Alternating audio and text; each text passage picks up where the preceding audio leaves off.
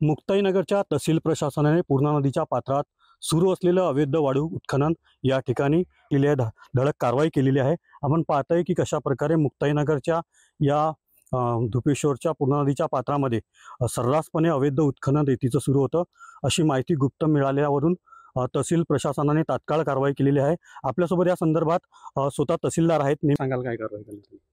आज सकाळी आम्हाला गुप्त माहिती मिळाली होती की या ठिकाणी काही डंपर उतरलेले आहेत नदीपात्रामध्ये। मी एक टीम पाठवली आमच्या ऑफिसची आणि ते टीम पुढे आल्यानंतर ती बातमी खरी होती की हे JCB रेती भरत होते।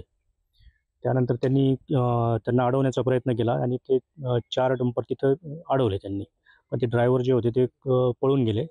त्यामुळे आता पर्यायी आम्ही व्यवस्था करत आहोत की पोलीस स्टेशनला घेऊन जाण्याची आणि यावर त्यांची कायदेशीर कारवाई केली जाईल। अशी देखील सुद्धा आम्ही काही साठे जप्त केले होते आणि ज्या लोकांनी असे साठे करू दिले त्यांच्या जमिनीवर बोजे पण आपण टाकले आहेत आणि त्यांच्याकडून आपण दंड वसुली पण करत आहोत। त्यांना ऑलरेडी बोजे टाकलेले आहेत, त्यांना आम्ही आता नोटीस देऊ आणि ही जे दंड त्यांना ठोठावलेला आहे त्यांनी दंड नाही भरला तर त्यांची जमीन देखील शासनाला होऊ शकते। ही तुमची कारवाई सातत्याने सुरू राहील? हो, सातत्याने सुरू आहे। इशारा दिलेला आहे, या संदर्भात सातत्याने ही कारवाई सुरू असणार असल्याचा इशारा दिलेला आहे। Camera person Mangesh Dhole sir, Ravi Gore, TV9 Marathi.